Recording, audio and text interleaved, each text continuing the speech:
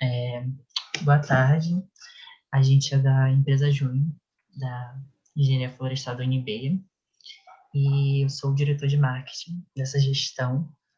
E aqui a gente tem a Kézia e a Mi, que também são consultoras, e elas vão falar um pouquinho delas.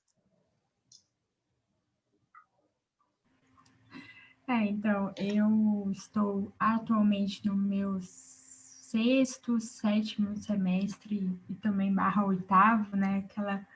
Aquele impasse de não ter um semestre certo de engenharia florestal. Estou na Ecoflor uns há uns 10 meses. E atualmente sou também parte da diretoria de marketing. Sou consultora. Eu me chamo Milene, também sou graduanda de Engenharia Florestal. Estou no 12º semestre, mais ou menos. Faço parte agora da diretoria de marketing, que tem a proposta de trazer assuntos que são pertinentes à nossa realidade para a gente conversar. E no Abril Indígena, a gente também quer falar sobre isso, porque é um assunto que está ligado à nossa sociedade e diretamente ao nosso curso. Então, eu vou pedir para vocês se apresentarem e fiquem à vontade para quem quiser começar a se apresentar, falar um pouco da sua história, de onde vem e o que vocês mais acharem interessante. Eu sou Porã, né, Potiguara, o nome indígena Porã, o nome de registro, né, Taniel. Eu fiz florestal aí na UNB também, né, sei, quase 10 anos aí na florestal, né, duras batalhas, enfim, muitos aprendizados. Hoje estou diretor da escola da aldeia, né, da aldeia que eu moro aqui na Paraíba, né, sou da Paraíba. Fui para Brasília só para estudar, né? O meu povo potiguara sempre viveu aqui, né, no estado da Paraíba, desde quando se há relatos. Quanto à minha atuação, sou liderança jovem, né, do povo, né, tenho atuado hoje mais localmente, né? A gente tem tentado recuperar o nosso rio aqui da aldeia, que tem sofrido um pouquinho com o desmatamento, com a retirada da vegetação, né, da área de APP. Atuei muito também no movimento estudantil indígena, né, principalmente na discussão do acesso à permanência no ensino superior, né, não só na UNB, mas no Brasil também. A gente estava aí quando foi a nossa turma que brigou para criar a Bolsa Permanência para indígenas e quilombolas. Então, né, tem uma atuação bem interessante nessa discussão do ensino superior e fico feliz de estar aqui, né, conversando com vocês. Né, a primeira vez que a gente consegue fazer uma coisa institucional, via a própria empresa junto do nosso curso. Eu lembro, eu fui né, do CA também, da gestão do CA, não me lembro agora qual ano, mas eu era da diretoria de cultura, alguma coisa assim, e foi uma gestão meio conturbada, porque teve greve, a gente não conseguiu fazer, né, colocar em prática o que a gente tinha pensado, né, que seria promover debates, né, junto com, enfim, levar a questão ambiental junto com a questão indígena para dentro do nosso curso, e fomos atrapalhados pelas burocracias do sistema. Né? E fico feliz de estar aqui com vocês e espero que a gente possa ter, né, um bom diálogo, ter uma boa discussão aqui. É isso. Então, eu vou me apresentar aqui. Eu sou Ekuná, sou indígena dos povos Unio e Camaiurá. Também trabalho na área de fotografia, ativismo dos direitos dos povos indígenas. Estou no meu 2º semestre na Florestal. E acho que basicamente é isso. Estou bem recente em várias atividades aí. Então, é uma breve apresentação. Kuná, qual que é o estado da sua aldeia? Foi, tipo assim, são dois povos, gente. Minha mãe é Cunhô e meu pai é Camaiurá. Aí eu moro em Brasília. Então, assim, Pernambuco e Mato Grosso. Tá aí, nas idas e vindas. Boa tarde, eu me chamo Marcelo. Bom, eu agora, atualmente, entrei agora numa chapa do CAEP, que é essa nova etapa aí desse ano. E estou no quarto semestre da engenharia florestal. Minha aldeia é no Pará, em Paragominas, município.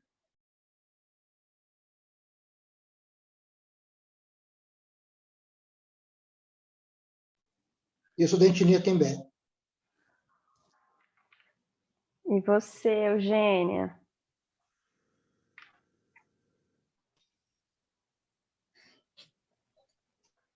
Oi, para quem não me conhece, meu nome é Eugênia. Eu vim no Amazonas, né? Sou da etnia ticuna.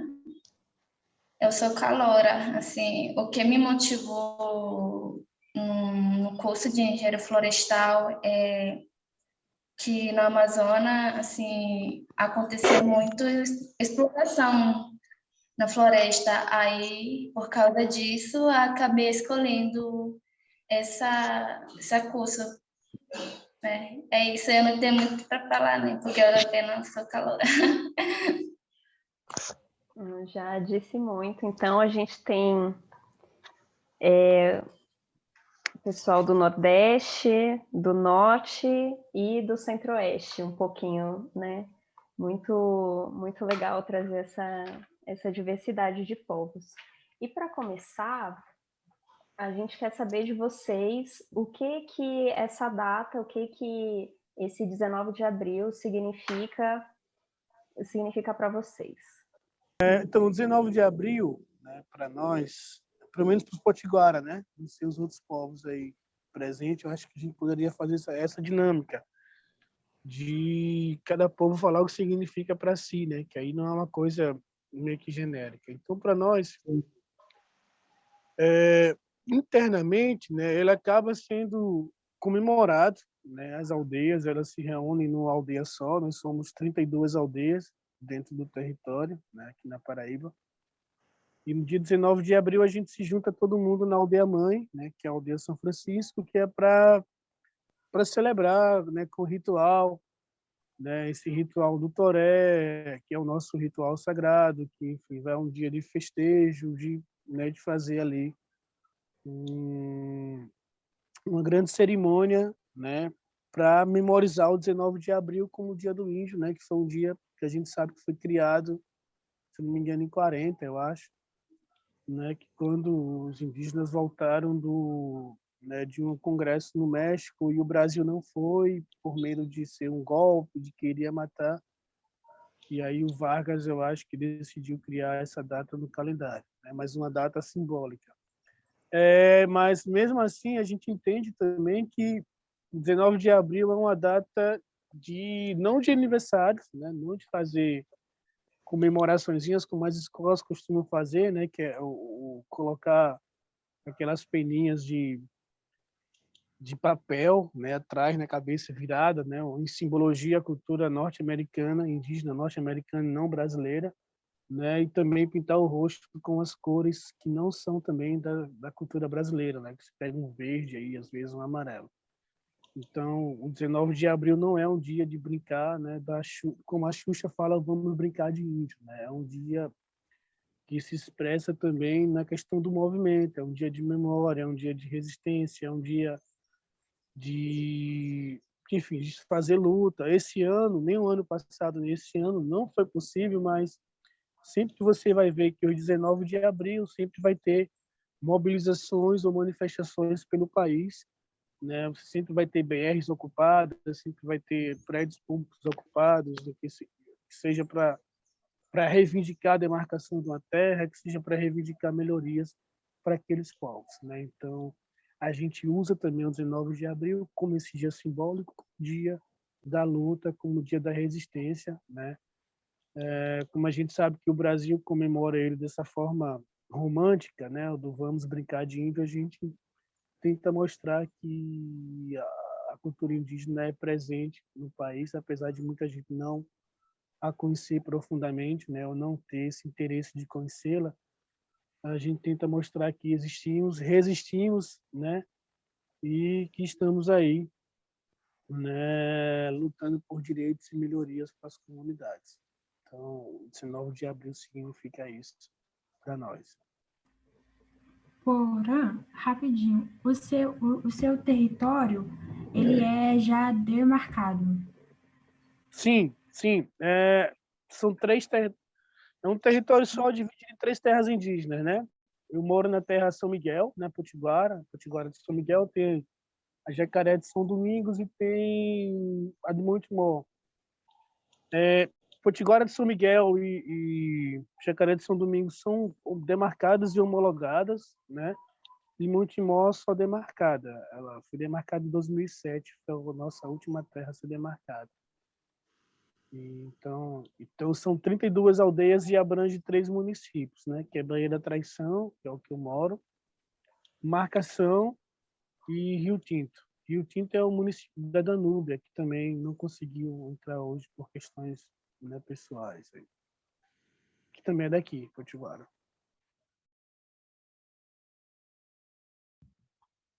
Então, o 19 de abril é marcado, como Porã disse, aqui também, o povo festeja muito. As pessoas ficam se lembrando, né, que apesar de tudo que passaram, todo o massacre, eles ainda estão ali, né, preservando a língua deles e tudo mais. Tanto na aldeia Funiô como no Camaiorá, porque eles acreditam que é um dia meio que para celebrar, para lembrar, né? Que eles estão ali, eles estão vivos, apesar de tudo, entendeu? Tudo que eles passaram, eles estão ali. E também é luta, né? Porque geralmente o mês de abril também é marcado de grandes mobilizações, como a ATL, né? Um exemplo deles. O dia 19 de abril não é um dia, basicamente, para as pessoas desejarem um feliz dia do índio, é uma coisa mais para a gente parar e pensar. Mas os próprios indígenas, pelo menos das aldeias que eu ando, geralmente eles festejam justamente para se lembrar que, apesar de tudo, eles estão ali, eles estão mantendo a cultura deles, e é isso.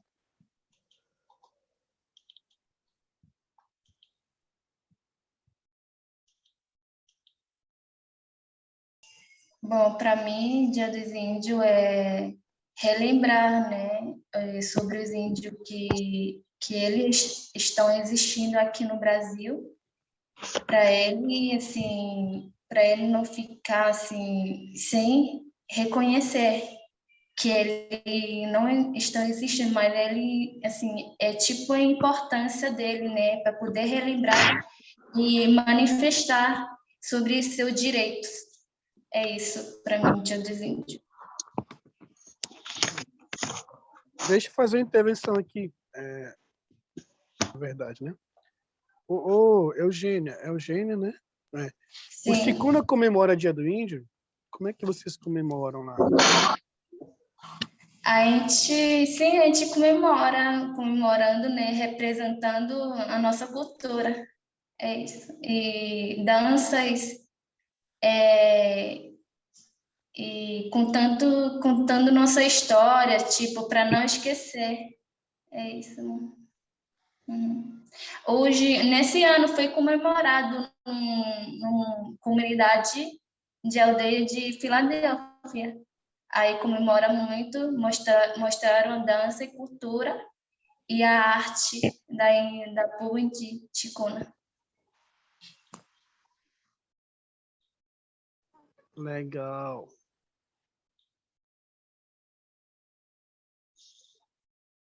Bom, para mim, a data de 19 de abril se refere à nossa resistência, né? é mais lembrado para uma resistência indígena, no meu caso.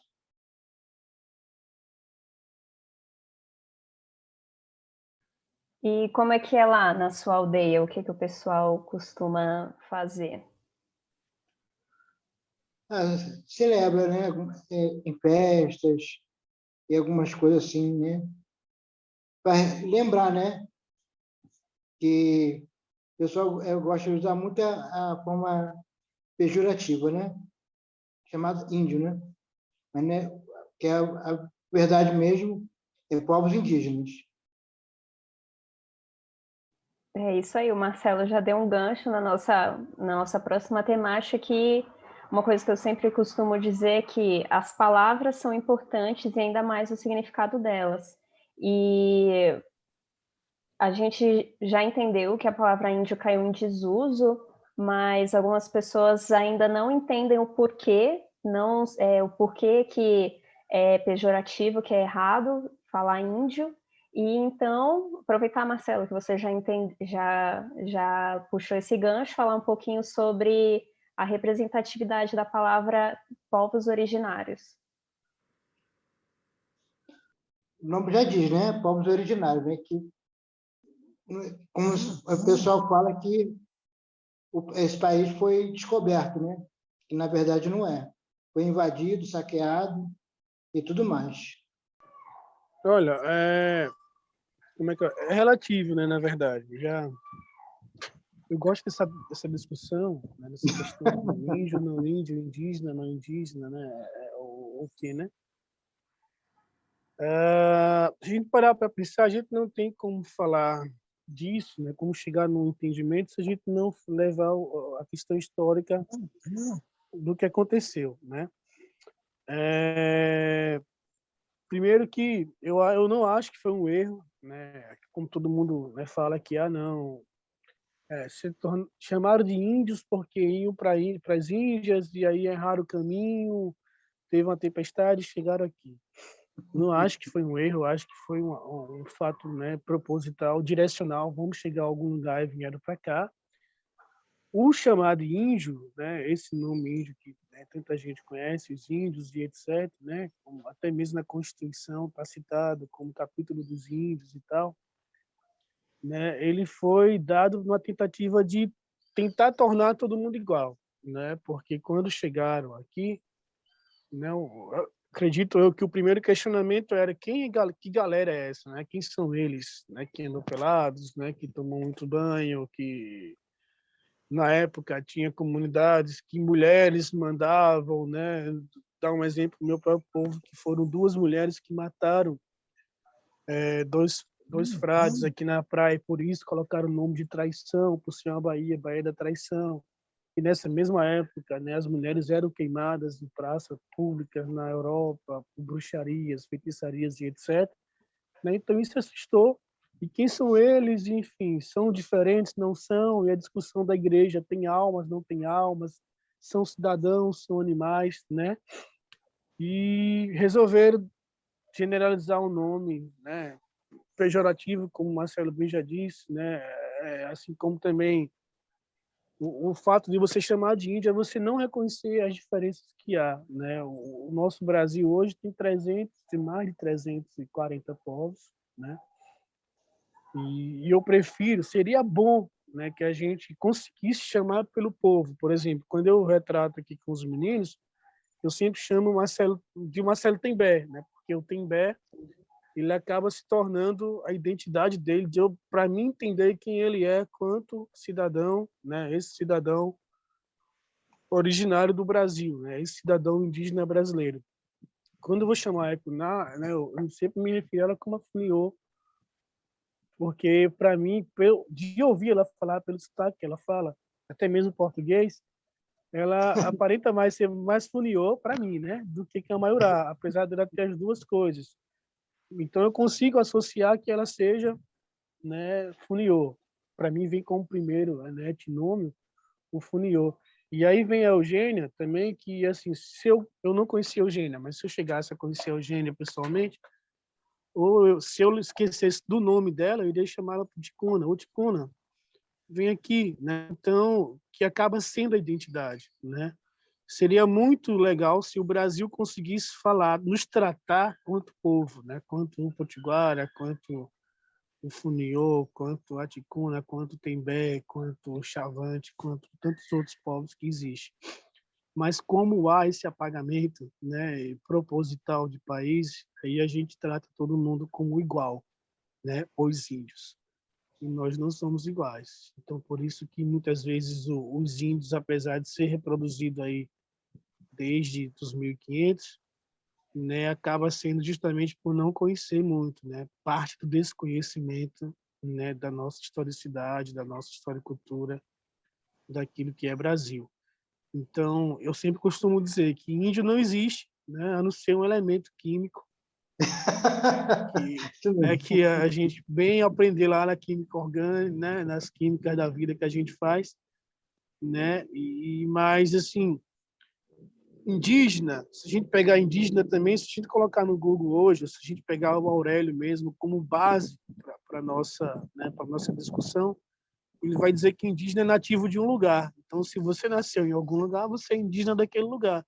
Então, acaba sendo também um discurso vago, né? Apesar de referendar certa originalidade, ele não traz tradicionalidade no discurso, porque ele é vago, né?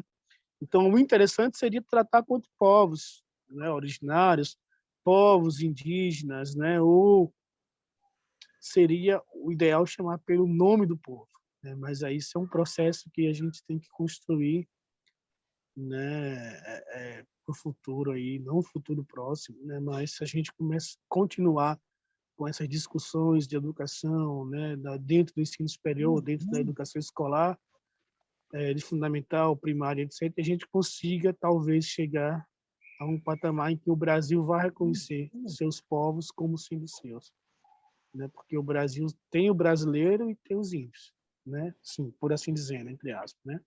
É tudo índio, é tudo igual, e tem os brasileiros. E na verdade não somos.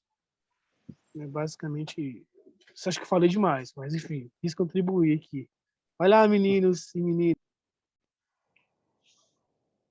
Então, basicamente é isso, é um processo. Eu acho também que as pessoas têm que... Não precisa implantar, sabe? Agora não é índio, é indígena. Não, você vai ter que ir ensinando. É assim que eu estou me virando na faculdade, um exemplo. Que as pessoas têm uma certa dificuldade de aprender os meus nomes, porque eu tenho vários, questão cultural. E é uma coisa que é um processo, a gente sempre fica explicando para ver se vão entendendo, porque assim a gente vai tendo um meio social melhor, né, para se conviver e tudo mais, onde a gente se identifica também como indígena. Eu mesma faço questão de dizer, quando alguém pergunta, eu digo o maior orgulho de que povo eu sou e tudo mais, porque eu também penso que antes as pessoas tinham medo, né, de afirmar que eram indígenas, por questão do massacre mesmo, enfim, coisas do colonizador. E hoje em dia a gente tá aí nessa luta, né, desde sempre. São 521 anos nesse meio. Então, mesmo assim, com o passar do tempo, muita gente ainda não aprendeu. Então, a gente está aqui, né, para representar e ensinar vocês em partes. Isso faz também se as pessoas quiserem aprender, né? Porque, enfim, o mundo anda complicado. Acho que é isso, minha gente. E assim, gente, dentro da universidade é pior, né? Porque você é tratado como diferente o tempo todo, né? E é mais assustador porque começa a se questionar assim, tá fazendo o que aqui, né? Não só alunos, como professores mesmo que questionam isso. O que tu tá fazendo aqui na UNB, por exemplo, sabe? Não era para você estar na sua aldeia, era para você estar lá andando pelado, morando em oca, Meu Deus. enfim, numa canoa, né? Coletando frutos, né? Na visão romântica e imaginária que a gente carrega, né, ainda desses povos, né, indígenas do país, né? E assusta, porque...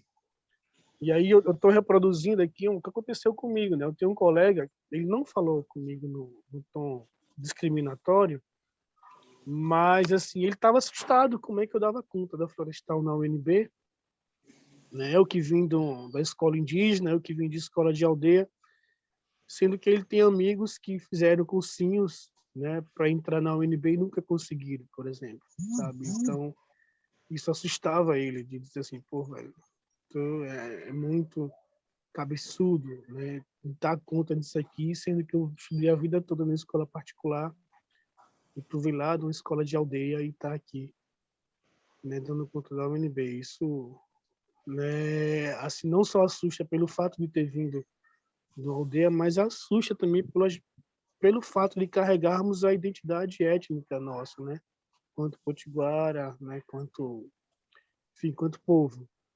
Né? Eu sempre costumo dizer que quando eu passei no vestibular não era o Porã que estava dentro da universidade, não era o Porã que estava cursando florestal, mas era o povo potiguara, né? Era o potiguara que estava lá. Então, uma questão também de coletividade, que a gente entra um pouco na discussão dos direitos indígenas, né? Que são direitos coletivos e não individuais.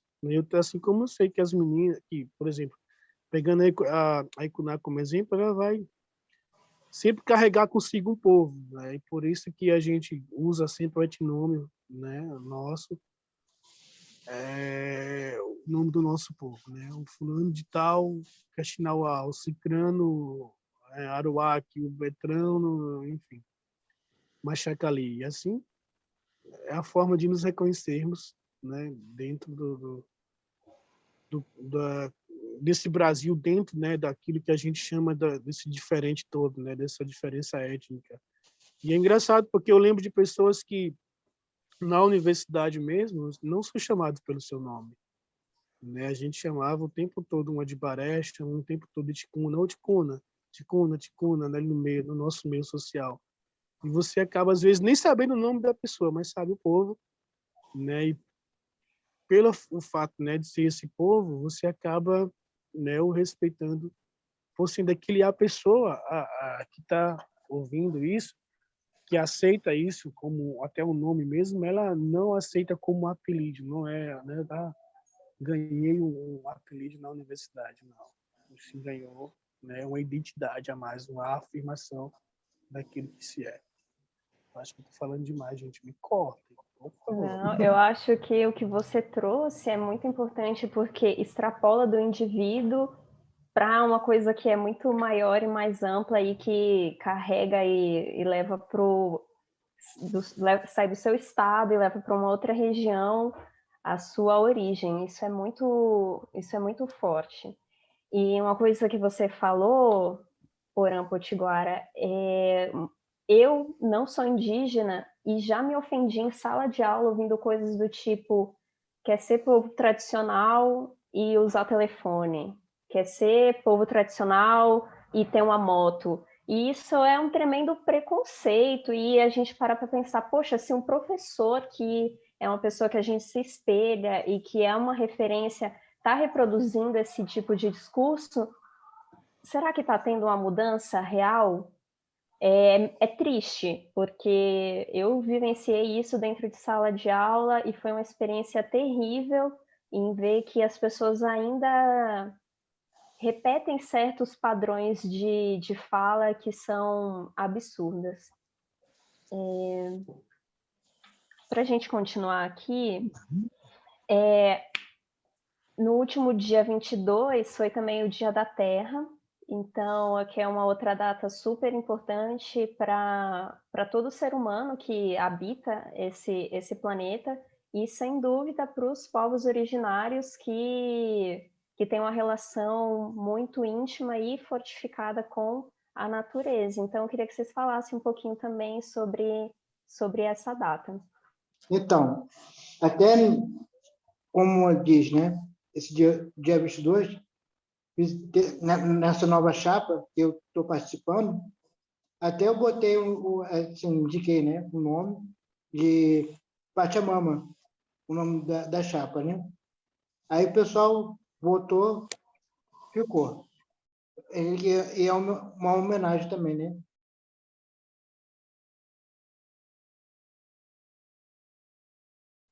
E o que significa Pachamama, É Marcelo, Mãe também? Terra. Mãe Terra. É que a Pachamama, ela é uma definição É uma entidade, né? para os povos, né, do Caribe, né,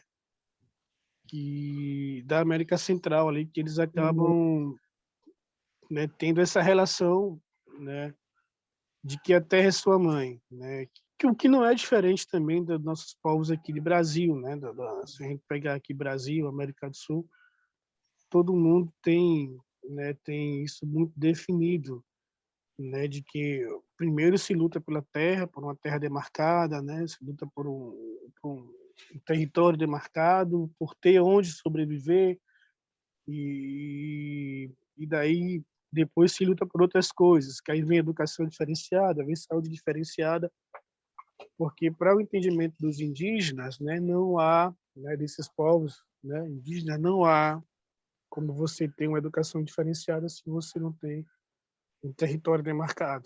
Não há como você ter uma saúde específica se você não tem um território demarcado. Então, por isso que a terra acaba sendo, né, ela se tornou esse nosso principal, essa principal bandeira de luta, né? E mesmo se tratando, né, dessa toda a discussão, né, de terra, demarcação de terra, toda essa questão latifundiária, a gente tem que falar também da Constituição, né? A Constituição, ela previa, né, pelo menos ela previa quando foi, né, promulgada lá em 88, que em 5 anos, né, todos os indígenas ali deveriam ter suas terras demarcadas, né? E a gente está aí em 2022, né? A gente está para quase 30 anos da Constituição e a gente tem terras, né, tem territórios indígenas que já tinham processos anteriores, né, já tinha iniciado um processo demarcatório bem anterior à Constituição brasileira e até hoje está tramitando, né, nesse impasse de demarca, não demarca, é terra indígena, não é terra indígena, né? O próprio artigo 231 fala que são assegurados aos índios, né, seus territórios, né, suas organizações, costumes e as terras tradicionalmente ocupadas, né? E muita gente vem nesse discurso, né, que a gente está acostumado a ver, principalmente na região do Mato Grosso do Sul, né, na região aí mesmo do Cerrado, onde tem muitas fazendas, né, que o pessoal fala, não, meu pai comprou, meu pai herdou isso aqui do avô dele, né, do pai dele, que é meu avô, então ele está aqui há 80 anos. E o fato dele estar aqui há 80 anos, essa terra é dele, mas esquece que nós já estávamos aqui, né? Esquece que aqueles povos já estavam lá e acaba tentando, né, deslegitimar esse processo, essa relação identitária com o território, porque se você parar para pensar, né, eu vou dar um exemplo bem interessante, né? Os indígenas que vivem no sertão, os povos indígenas que vivem no sertão, eles sofrem com a seca, mas ninguém quer sair do território. E aí você para pensar assim, pô, então, né, o que prende? O que é que prende? O povo, por exemplo, o povo Aticum, que recentemente, de 2012, aí eu acho que a Icunã pode me ajudar melhor nisso, né, que era dessa região também, né, que acho que ficou sem chover de 2012 até 2017, foram 5 anos sem chuva. Exatamente. E aí, Em Pernambuco, pode falar, pode falar. foi em Pernambuco quase todo. Ficou sem chover Ficou 5 lá. anos. E aí você vinha, assim, a seca, né? Enfim, aí vem a questão, a fome vai chegar, né? Não vai ter alimentos, não vai ter como criar cabra, gado, etc. Mas se você chegasse lá para eles e dissesse assim, olha, a gente tem uma terra, sei lá em Minas Gerais, que não tem seca, né? Tem sempre verde, tem rio, tem etc. A gente vai estar mudando vocês para lá para resolver essa situação, né, de não ter fome, de não ter água, enfim, quer dizer, de não ter alimento, de não ter água, de viver bem, nenhum deles vai querer sair, né, porque a relação com a terra é essa mesma relação, né, que é construída lá os índios, né, da América Central, etc., né, de que essa Pachamama, né, a terra-mãe, né, e os índios, né, esses povos indígenas brasileiros também têm essa relação de que a terra é parte, né, que nós somos parte de tudo, né, nós somos parte da terra, nós somos parte da mata, nós somos parte, né, de todo o ambiente, não somos o dono dele, mas somos parte dele e dependemos dele diretamente, né, para viver. E é por isso que você vai ter mais verde nas aldeias, é por isso que você vai ter mais água nas aldeias, é por isso que você vai ter menos essa relação consumista e não só consumista, mas uma relação que você guarda muitas coisas, né? Você quase não vai ter isso dentro das comunidades. Né? Agora que tem um grupo aparecendo aí, esse grupo, né, dos agricultores indígenas, né, que aí está se tornando mais um viés em resposta ao governo que existe, é outra discussão, né, mas que mesmo assim não é o território todo. Né? Não é eu pegar, por exemplo, aqui nos Potiguara, as 33 mil hectares e transformar em cana-de-açúcar. Mas esse grupo aí que está trabalhando com soja, eles têm uma boa parte, né, do seu território para produzir soja, que é uma monocultura, mas que no entendimento deles favorece a comunidade, né? Então quem sou eu para dizer que está errado? Então para nós a terra é fundamental, né? E o Dia da Terra, né, ele foi também celebrado nas redes sociais como esse dia de memória, dia de observar o aquecimento global, né, dia de tentar parar esse desmatamento, né? E a gente sabe que nosso país, né, os números são horríveis, né? Tem piorados, enfim, tem acontecido, o governo tem investido em querer minerar a terra indígena, tem investido em não querer demarcar a terra indígena, né? Tem investido em querer tornar toda a terra indígena, né, uma área agricultável, né? Principalmente para a monocultura. E não só as terras indígenas, mas como também as unidades de conservação, né, que são as terras federais. Então, a gente estamos correndo um sério risco, né, de tudo que está se tornar bem pior.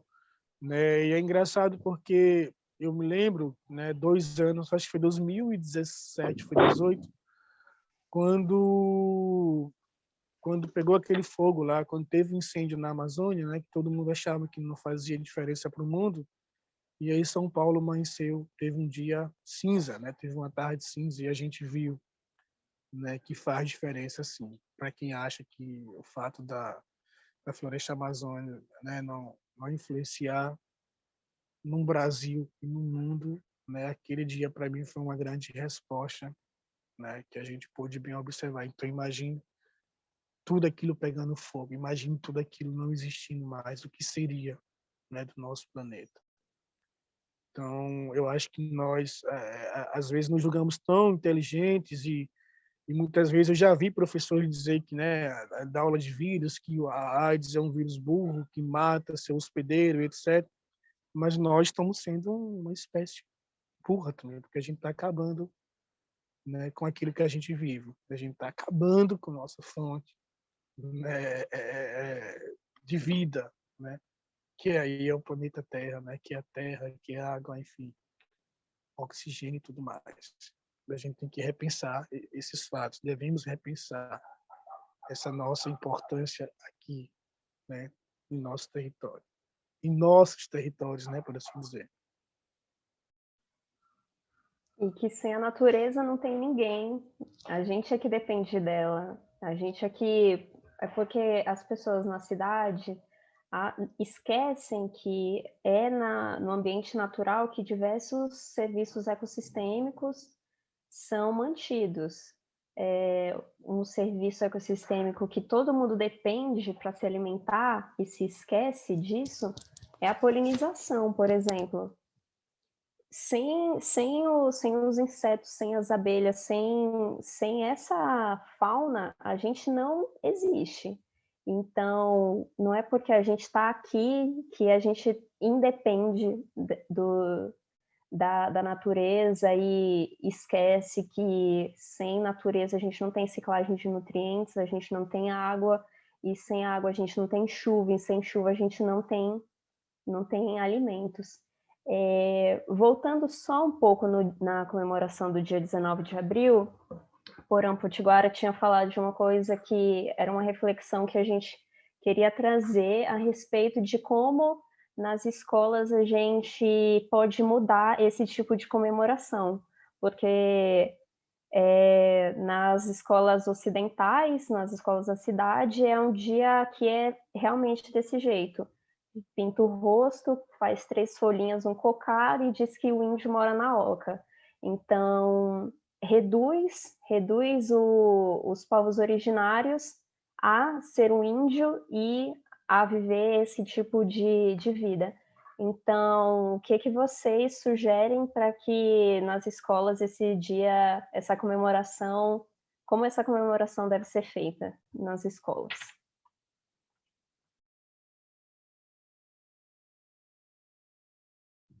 Então, vou responder essa pergunta porque teve um vídeo na semana passada que eu participei e foi muito bom, que foi justamente sobre isso, né? Qual é a melhor representatividade sobre os povos indígenas? A melhor representatividade é o próprio indígena.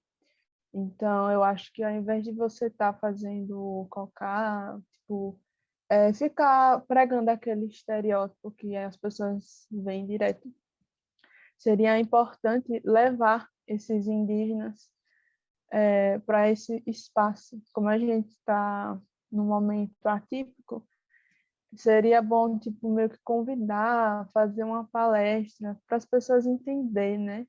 Porque também ocorre muito disso, as pessoas pensam que todo indígena é igual, sendo que não é, enfim, eu acho, ao meu ver, que o melhor caminho é esse, é você levar o próprio indígena a esse espaço para mostrar que a gente não é uma coisa de um livro de história, que a gente não congelou no tempo, então o certo é dar voz. É a melhor forma de ajudar, até de desconstruir esse pensamento que as pessoas têm, né, do Dia do Índio. Então, o melhor de tudo é sempre trazer esse tipo de representatividade de alguém que já é daquele lugar. É assim que eu vejo. Concordo, Kuna. Mas, assim, eu acho que não só trabalhar, porque a gente está aqui, né? A gente vive, né, nesse Brasil há mais, né? Tem relatos de 521 anos, né? A gente já estava aqui, sei lá, se a gente for analisar os fósseis aí que os arqueólogos assim, analisam, a gente está aqui há mais de 10 mil anos, né? E, e aí o mal que eu vejo é que a gente só trata o Dia do Índio como 19 de abril. A gente só trata os povos indígenas existentes no Brasil como 19 de abril, que acaba sendo um dia folclórico nas escolas, não um dia de retratar, diria assim, a essa existência. Então, eu não acho que também deveria ficar preso ao 19 de abril, né? Então, para que a gente começasse de fato a mudar essa realidade, né, seria o Brasil, seria a educação brasileira, né, estudar sobre si, né? Porque sempre foi uma crítica minha, né? A gente estuda muito sobre os outros, muito, né? Vocês mesmos podem fazer uma autorreflexão do que eu estou dizendo. Você vai conhecer a Revolução Francesa, você vai conhecer o Império Romano, você vai estudar a Grécia Antiga, mas você não vai estudar o Brasil. O Brasil que você estuda houve tráfico de escravos, né? E houve escambo, né? Que é a troca de espelhinho por ouro, né? O que todo mundo associa. Ah, não, trocar espelhinho por ouro. E se a gente for parar para analisar, trocar espelhinho por espelhinho, né? Porque o pau-brasil, para os povos do litoral, não tinha importância comercial, né? Não tinha importância para fazer uma casa, por exemplo, não tinha importância para fazer fogo, não dava para fazer arco, enfim. Então a troca foi justa, foi espelhinho por espelhinhos, né? Mas a gente trata a história de Brasil apenas dessa forma, escravidão e, né, escambo. E a gente acaba aniquilando tudo né, todo o processo, né, toda essa questão histórica, tudo que existe, né, todas as línguas no Brasil hoje faladas, né, que são mais de 200 línguas faladas no cotidiano, e, e assim, as escolas, né, do nosso país, pelo menos Brasília, eu sei que tem escolas que ensinavam mandarim, né, tinha mandarim para Fundamental 1, tinha ali mandarim, mas não falava das línguas indígenas, então a gente estuda muita coisa dos outros, nada de nós mesmos, aí acabando, né? E sempre vamos reproduzir aquilo que, né, o bonito de se vender, né? A ideia do outro, né? Eu acho isso muito como um complexo, né? Um pouco assim, até pegando pesado no termo, um complexo de vira-lata que o Brasil tem, né?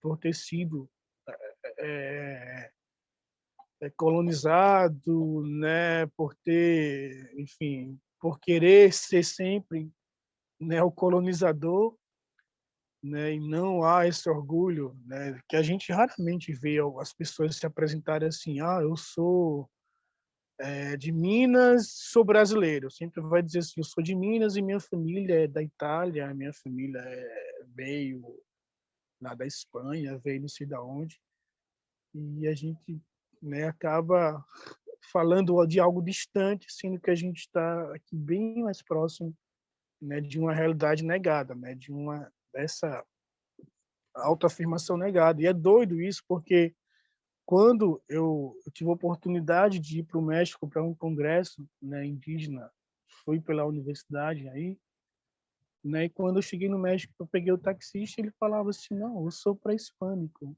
né? Ele me falou que não era indígena, mas ele falou que não era também o europeu, né? Eu não sou do outro lado do Oceano Atlântico, eu não sou europeu, eu sou pré-hispânico, eu sou alguém que tem origens aqui, mas que não necessariamente precisa ser indígena. E no Brasil a gente não vê esse orgulho, por exemplo. É muito vê uma negação, né? Vê uma negativa de identidade, né? E quando você vai atrás da família que você diz pertencer, né, lá do outro lado do continente, eles também não te aceitam porque acham que você é daqui. Quando a gente vai para a Europa, todo mundo é brasileiro. Quando a gente vai para os Estados Unidos, todo mundo é latino-americano.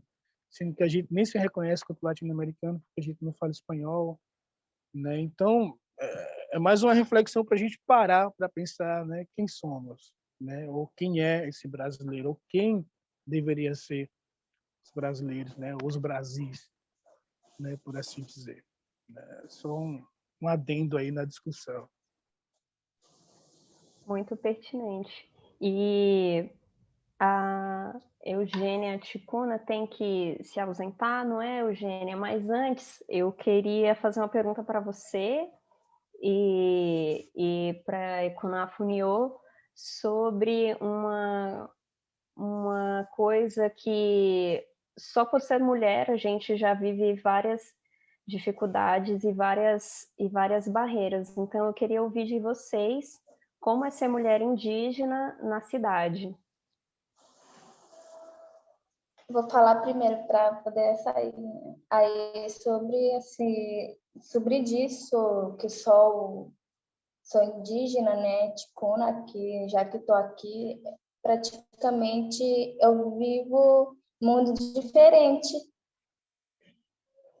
Tipo, às vezes, principalmente assim, nos frutos, porque lá em casa a gente planta, a gente come coisas naturais, tipo peixe, frutas, outras coisas, é tudo natural. Aqui é totalmente dinheiro e a gente vai precisar poder nos manter, alimentar, assim, você tem que ter dinheiro para poder comprar. Aí tem aquele muito de dificuldade de poder sobreviver, mas sim, mantendo por aqui assim mesmo. E também outras coisas. Na minha parte, antes, porém, eu nunca estava falando sobre isso, sobre como assim, na minha parte, eu nunca levei preconceito na escola. Tanto não, eu estudava antes na escola indígena, depois eu assim me transferi com uma escola em civilizado. Aí a professora sempre me apoiaram, que eu sou indígena, né? E falaram para meus colegas que eles deveriam me respeitar e também passaram algumas palestras sobre isso para todos os alunos que estão lá. Aí o aluno acaba assim respeitando, né? Ou a indígena aí, porque eu sei que a maioria das minhas colegas assim foram julgados por ser indígena, às vezes eles ficam calados, assim, sem responder nada, mas na minha parte eu sempre defendo quando alguém fica falando mal de mim, né? Não só de mim, mas de outras pessoas também. É isso. Ô, Eugênia, me responde uma coisa também, pegando o mesmo gancho aí.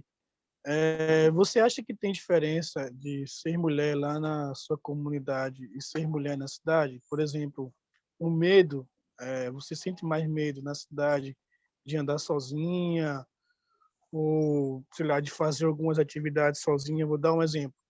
Não sei se você coletava fruto lá na sua aldeia, se você pescava só, se pescava só mulheres, mas, por exemplo, você sente a mesma segurança de fazer isso estando em Brasília? Não sei se você chegou aí para Brasília, de pegar um Então, ônibus assim, só. quando eu cheguei aqui, eu senti, depois eu, assim, refleti um pouco sobre isso também, aí eu não tive medo, eu tive que enfrentar tudo barreira.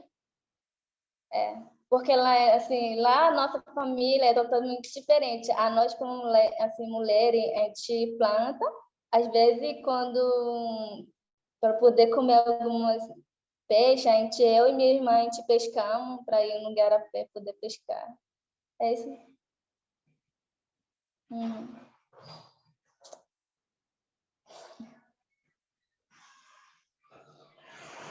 Então, para mim, ser indígena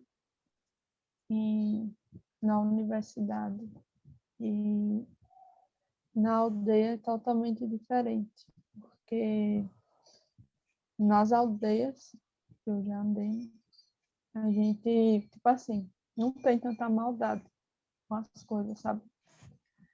Não fica temendo muitas coisas, eu mesma nunca temi por nada, da forma que eu fico temendo quando eu cheguei em Brasília.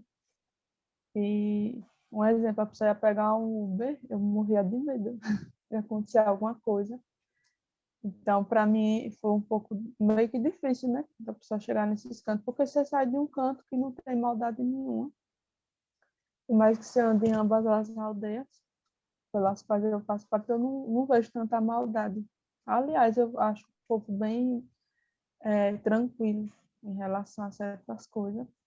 Só que quando eu cheguei em Brasília foi totalmente diferente, mas como eu já tinha andado nesse meio, né, entre esses dois mundos, de aldeia e cidade, eu meio que já estava preparada, né, para o que poderia vir, mas é muito complicado, porque as pessoas, não sei, eles até subestimam a gente, por ser mulher, né, de chegar num canto assim, tá fazendo tal curso, entendeu? Porque tem essa história ainda.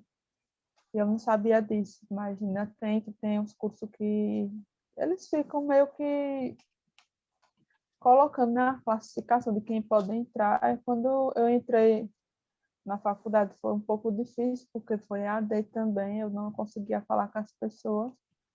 Aliás, eu fiz um ou dois amigos, no primeiro semestre foi muito, eu vou me soltar mais agora no segundo, de falar com o povo assim, porque eu ficava meio desconfiada e também porque eu já sofri muito bullying, né, por conta de meu nome durante toda a minha vida, que eu já estudei em escola de branco, mas na indígena era tranquilo, mas na de branco eu vou tirar muita onda do meu nome.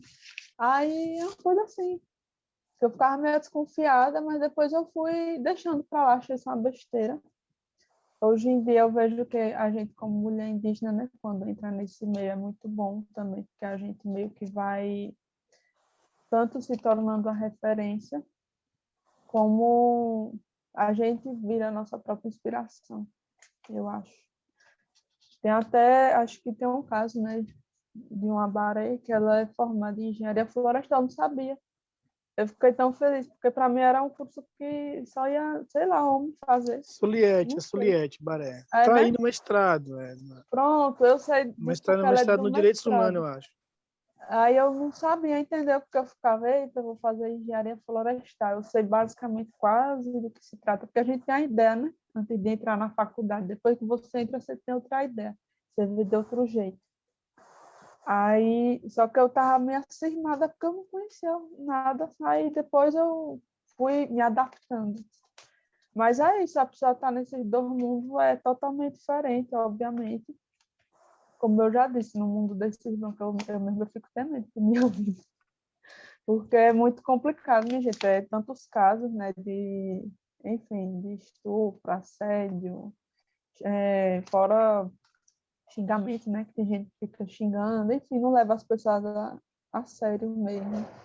Ficam meio que também sexualizando o corpo de mulheres indígenas. Aí isso é muito complicado. Eu mesmo, eu temi muito minha vida. Eu fiquei com muito medo, mas já estou indo. Estou me adaptando aos poucos. Uma outra coisa importante, né, como mulher indígena, você tem que se mostrar, né, ser pessoa corajosa É, e buscar seu direito. É isso.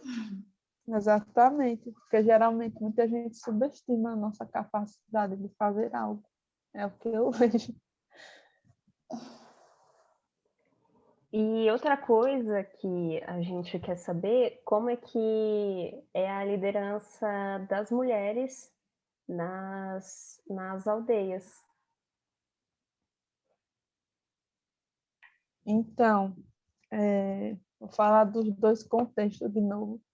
O contexto Funiô, lá, geralmente, as lideranças, assim, pajé e cacique, são homens, a linhagem é patriarcal e matriarcal. Isso vai variar, dependendo do, como posso dizer, do parentesco. Um exemplo, se você tiver um marido branco, o seu filho vai seguir a sua linhagem. Ele não vai ser branco, ele vai seguir a linhagem do indígena, entendeu? Os costumes do indígena. Basicamente é isso. Aí, na questão de liderança geralmente lá é homens.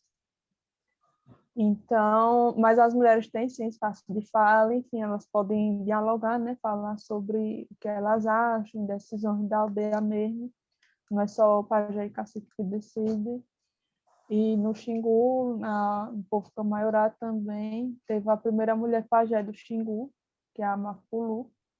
Então, assim, foi um grande marco, né? Mas lá tem mais chefes, eu acho. Lá tem muito mais chefes, tipo, mulheres indígenas, né? Que estão ali atuando e tudo mais. Eu acho que essa presença é muito forte. Apesar de lá também ser sistema patriarcal. Então, eu acho que a presença lá é mais forte. Tipo, elas mostram que tá ali, elas metem a cara, vão mesmo, entendeu? E já na outra aldeia, acho que isso está, como eu posso dizer, está precisando melhorar um pouco. Mas não está como antes, né? Que já teve épocas que só eram só homens que decidiam tudo. E hoje em dia está melhor. Na minha aldeia, só ano passado, primeira vez, colocaram a mulher como liderança, né? Para poder controlar a comunidade, proteger. Só que ela saiu por causa que ela teve problema, mas quando a mulher quer realmente para colocar, ela vai e chega lá e falando e tem aquela capacidade para demonstrar. Exato. Foi até dessa questão aí também, de ser uma página mulher, né? É tudo diferente. E a gente percebeu que até assim as pessoas respeitavam mais, entendeu? Que eram a mãe de família, eram a chefe. Que lá tem muito disso das pessoas serem, de mulheres serem chefes, só que antes era só tipo assim, uma chefe de sua casa. Mas agora tem pajem lá mulher, então foi bom. Tipo, representou e ela tá lá até hoje. já ganhou até prêmio, participa de vários movimentos dos povos indígenas e está ali, firmando a força dela, não só ela, como outras mulheres, né? Lá do alto.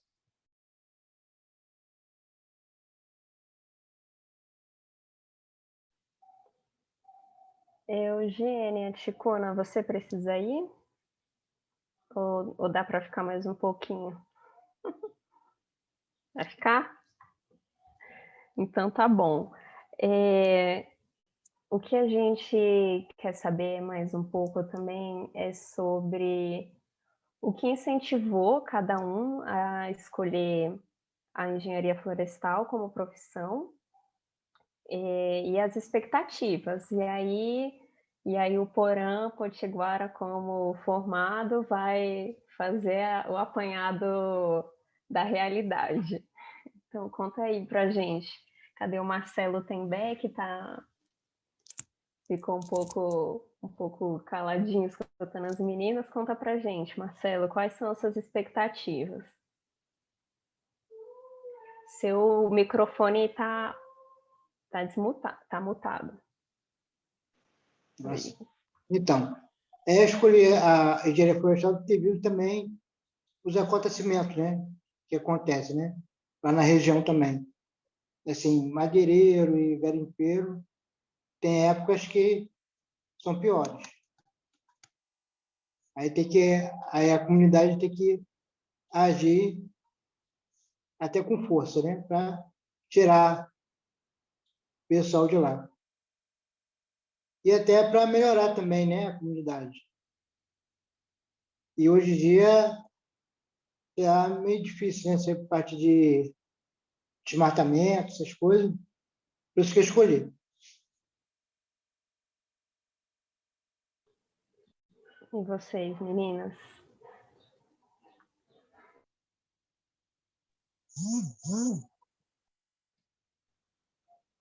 Então, eu escolhi esse curso porque eu sinto que cada vez mais, e também cada vez mais a necessidade, né, desse ativismo envolvido com a gestão dos projetos que visem melhorar aldeias, porque tem muitas aldeias que sofrem, né, com isso, com queimada, invasão, e é uma coisa que a gente precisa preservar, não só, por exemplo, no Nordeste, no Centro-Oeste, acho que no Brasil todo, porque a espécie nativa de uma região não vai não vai se dar tão bem, tipo uma espécie do Mato Grosso não vai se dar tão bem no sul, porque são climas diferentes, enfim, é tudo diferente. Então, eu acho que eu escolhi, não, eu acho não, tenho certeza que eu escolhi esse curso por causa disso, porque eu pretendo no futuro trabalhar em projeto para recuperar, né,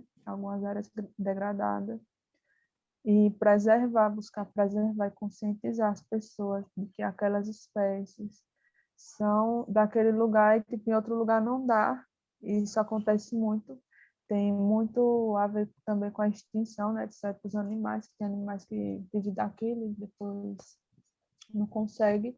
Então, isso desde sempre me preocupou. Eu sempre gostei dessas questões ambientais, porque é algo que faz parte da nossa vida, acho que de todos nós que somos indígenas, desde que a gente vai se criando, né? Desde criança a gente vive naquele meio de terra, aí depois você não consegue imaginar uma vida sem isso, sem estar rodeado de floresta, sem estar rodeado de vegetação, sabe? Vegetação nativa. Eu acho que basicamente é isso. Meu objetivo com esse curso vai ser esse, de trabalhar nessa área para recuperar, porque é muito preocupante a situação que o Brasil se encontra.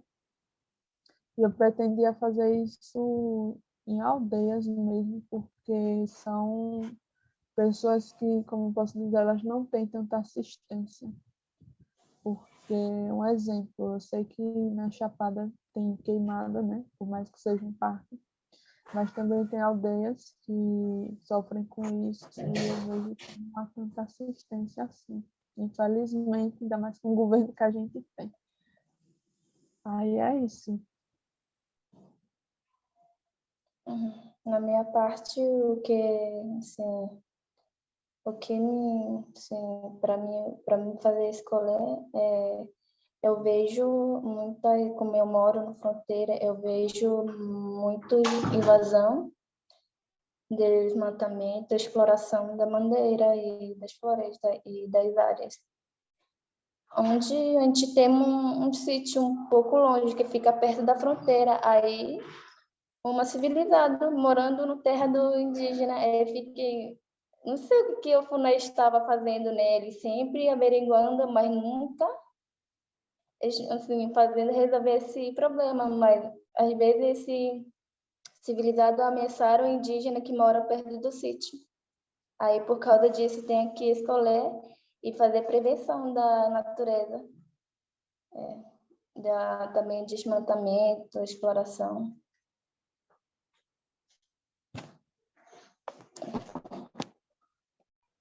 Sou eu, né? Ou se ainda quer falar mais? Pode falar mais, gente, se quiser também, tá? Então, eu lembro que uma vez meu pai me deu um encarte, né? Que vendiam enciclopédias, né? A gente não tinha internet disponível para todo mundo, né? Não tinha o Google. Eu não sou tão velho assim, mas a internet no Brasil é nova, tá, gente? Não é minha questão de idade, não. E daí, naqueles encartes, vieram uma espécie de teste vocacional, acho, se não me engano. Acho que é isso que fala, né? Que para você meio que descobrir como é que você se identifica, que curso seguir e tal. E eu fiz desse teste vocacional lá naquele encarte que eu tinha, que veio junto com a enciclopédia, e caiu engenharia florestal. Fiquei, ó, legal, né? Isso com, sei lá, uns 12 anos de idade, 13 anos. E eu fiquei com isso na cabeça, né? Fiquei, pô, acho que vou fazer engenharia florestal. Aí fui ver o curso, aí vi que, pelo menos no encarte, né? Na divulgação do encarte mais próximo era em Recife, na Federal de Pernambuco e tal. E fiquei nessa e daí eu fui, né? Fui crescendo, estudando né? Me identificando cada vez mais com a questão ambiental, porque a gente vive num território que sofre muito com a degradação ambiental, né, com o desmatamento. A Milena conhece aqui, não sei se ela vai lembrar, né, desse trajeto até aqui, que vai ter cana-de-açúcar, né, e a região de Rio Tinto ali, principalmente a Terra Montemor, né, a última a ser demarcada foi que sofreu bastante, né, de ter suas matas todas retiradas para substituição de cana-de-açúcar. E eu, como jovem militante, né, estudando na escola indígena, que tinha uma missão de preparar novos líderes, ficava preocupado com essa questão ambiental. A gente tinha esse sonho de reflorestar, né, as nossas matas, de reflorestar as margens de rios, né, de devolver a fauna que já se foi. E eu vi na engenharia florestal a possibilidade de isso se tornar realidade, né, através desse curso. Chego no curso, né, e vejo que, pelo menos da UNB, né, não tem muito uma pegada, né, essa pegada da conservação, né, da recuperação, e aí eu acho que isso também se aplica um pouco ao Brasil, que tem mais essa pegada, né, da produção de madeira, né, mas de uma forma legal, né? Então a gente também tem que tem que fazer esse reconhecimento, né? Eu lembro uma das aulas do Zé Elias, né, do professor Zé Elias de Tecnologia da Madeira. Não sei se vocês conheceram, né, porque ele faleceu, né, faz um tempo já, mas eu tive o privilégio de ter uma aula com o Zé Elias, e ele é de Pernambuco, né? E aí ele foi contando histórias e assim a gente até que conversava após as aulas, e ele falou para mim um dia assim: "Tu já imaginou se toda aquela nossa região, se em vez de cana-de-açúcar fosse árvores, né? Porque o Brasil chegou a ter uma fábrica de álcool, né, que era de madeira, álcool de madeira e não álcool da cana-de-açúcar, né? Foi uma única fábrica em Minas Gerais, e eu acho que foi o Vargas que construiu, e o Vargas também que acabou no JK, eu não vou lembrar agora. Mas ele fez uma analogia interessante, né? Já imaginou se aquilo tudo fosse árvore, mesmo que para produzir álcool, né, e não cana-de-açúcar, que a gente teria um outro solo, né? A gente teria uma outra, enfim, mais águas, né? Teríamos mais oxigênio disponível, enfim. Mas aí a gente acabou, né, utilizando a via mais rápida, né, ou a via mais fácil, né? E aí eu volto para cá com esse desafio, né? Eu formo na universidade e venho com esse desafio de implementar, né, aquilo que eu aprendi na universidade e fazer o uso, pelo menos nessa questão ambiental dentro do território. E aí isso me dá um choque, né? Porque você fica nessa, pô, a gente não tem no Brasil, né, digamos assim, uma política mais séria, uma política que abrange a recuperação de áreas, né, que algo que visa o reflorestamento de fato como algo, né, encarado como algo mais sério. A gente tem empresas, a gente tem instituições que trabalham com isso, mas aí não é algo, né, que cause esse sentimento nacional, que causa, né, essa força política nacional, né? E aí você fica nessa do, pô, eu vou fazer recuperação, eu vou fazer reflorestamento, mas quem é que vai me auxiliar nisso? Quem é que vai me bancar para isso? E aí você bate no discurso de que, pô, a Fibra está contratando engenheiro florestal para trabalhar com manejo de eucalipto, né, com manejo de teca, com manejo de pau-rosa. A Natura está contratando engenheiro florestal para trabalhar com manejo de cumaru. Mas tudo no fim, né, no fim, comércio, né, e esse fim comércio, né, ali exploratório, né, ou venda de madeira, né, ou extração do produto da madeira, né, que seja óleo essencial ou outras coisas. E aí a gente não vê, por exemplo, uma contratação em massa de vamos recuperar, sei lá, 20% do território brasileiro, vamos reflorestar, vou pegar o meu território, por exemplo, né, 40% do território potiguara. Eu tive a sorte, né, de vir para cá e a gente está com um TAC, né, o Termo de Ajuste de Conduta, junto com o IBAMA, Ministério Público Federal, para que os produtores de cana-de-açúcar não avancem mais a produção e eles possam reflorestar 47%, recuperar, né, 40% do território desmatado, né? E aí foi, né, está sendo construído um PRAD, né, que é um plano de recuperação de áreas degradadas, né, para ser aplicado aqui. Mas a pandemia, né, enfim, acabou atrasando tudo. Então eu estou prestes a ver aquilo que eu sonhava, né, que acontecesse, né, acontecer, mas a gente sabe que isso leva um certo tempo, né? Enquanto isso, eu vou fazendo, né, aquilo que também está dentro do meu alcance, né? Que, por exemplo, né, começar essa parte do reflorestamento do rio, mas aí a gente tem que abrir o canal do rio primeiro, que estava fechado, e aí a gente conseguimos ir um mês seguidamente, mas faz um mês que a gente não vai, porque quando a gente marca de ir, chove, e aí não tem como fazer isso com a chuva, tem que esperar um tempo de estiagem, né? E o tempo de estiagem só agora, só depois de junho, né? Que vai começar a parar as chuvas, mas aí já perdi o plantio. Eu só queria plantar as espécies da margem do rio, eu teria que plantar agora antes da chuva. Então, é um processo que vai demorar anos aí.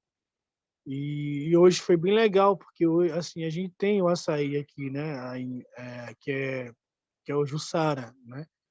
E aí um rapaz da minha aldeia tem uma em casa e ele veio me chamar, falou assim, pô, tem um açaí em casa, mas não sei como coletar, não sei como preparar, né? E o fato de eu ter contato com outros povos, né, do Brasil que fazem uso disso, né, por conhecer um pouco, né, da cultura do açaí também, eu fui na casa dele e a gente produzimos junto açaí. Então, mesmo nesse momento difícil, né, pandêmico e tal, e assim, para nós da engenharia florestal acaba sendo mais dificultoso, né? Eu conheço muitos colegas e sei de pouca gente que trabalha na área, né? Então, a gente precisa também discutir esse egresso, né, esse nosso retorno, né, a nossa formação, né, o pós, né, que eu sei de colegas que vão para concurso, para bombeiros, né, que outros que vão para mestrados e vão dar aula, mas nem todo mundo gosta de mestrado, nem todo mundo gosta de dar aula, e a gente fica aí, ou a gente se rende, né, ao mercado da madeira em si, né, produção, madeira, etc., ou a gente tem que começar a discutir, né, formas de fazer agrofloresta, reflorestamento, recuperação de área degradada, a exigir que isso seja uma política e não só seja, como é que eu posso dizer, que não só seja algo que pessoas fazem, o que instituições fazem, sabe? Não seja só, não é oportunidade, esqueci agora o termo, mas a gente tem que pensar nisso, né? Quanto engenheiro florestal. Para nós, o mercado de trabalho ainda é um pouco complicado, né? Ainda é um pouco difícil. E a gente tem uma galera boa que pensa em fazer essa pegada ambiental também, mas a gente não tem o apoio que deveria ter. E aí eu penso que isso esse é reflexo da política ambiental do Brasil, né? A gente tem muitas leis, pouca fiscalização, né, e pouca atuação quando se trata de recuperar, de reflorestar, de proteger, etc., né? Então, apesar de ter passado esses longos anos, né, na florestal, eu pude ter noção de muita coisa e era engraçado porque algumas coisas que eu via nas aulas, eu parava assim, pô, velho, ó, isso tem lá, né? Isso a gente consegue fazer lá, mas a gente não, né? Eu não tinha noção, né, de que poderia fazer isso lá, né? E aí eu também saber aproveitar o tempo de curso, né, o tempo de universidade, e aí eu deixo para as meninas também, não só para as meninas e o Marcelo que tá aqui na sala, mas para quem assistir, para tentar fazer, por exemplo, algo, né, alguma pesquisa que dê uma contribuição significativa, né? Porque toda pesquisa ela é útil, mas tem algumas que conseguem dar contribuições mais significativas do que outra. Eu lembro de uma que a gente tem uma espécie de madeira que é a nossa roupa tradicional, né? Ela é feita de uma fibra da madeira do tapeiba tiborbo, né? Que chamam de aí chama pente de macaco, aqui a gente chama em bira de jangada, né? Que é a jangadeira. E E assim, e um dos PIBICs que eu fiz na Florestal mesmo, junto com o professor Anderson, foi justamente para analisar, né, qual seria a taxa de germinação dessa espécie, né, por envelhecimento acelerado, né? E a gente chegou à conclusão, a conclusão do PIBIC é que, por exemplo, se essa espécie deixar de existir no meu território um dia, essa espécie que é tão importante para nós, eu não posso guardar a semente dela porque ela não vai germinar. Quanto mais velha a semente vai ficando, né, menos taxa de germinação ela tem. Então, se um dia, né, por exemplo, a galera começar a usar e ela acabar, a gente tem que ir replantando o mais rápido possível para não deixar essa espécie acabar. Então, esse PIBIC, para mim, foi de grande valia, né, porque eu consigo prever com a situação futura, né, de evitar um dano futuro, né, caso, sei lá, tenha um grande incêndio aqui, a gente ter que, sei lá, começar a recuperar, né, principalmente essa espécie, né, caso ela queira desaparecer. Então, não dá. Essa espécie não serve para um banco de sementes. E isso só foi possível aprender através do CIPBIC, através da universidade, né, através da engenharia florestal. Então, mesmo com toda essa dúvida, né, com toda essa indecisão do vai plantar madeira para vender madeira, ou vai recuperar, né, teu território, vai reflorestar, vai, enfim, vai pegar essa política verde, né?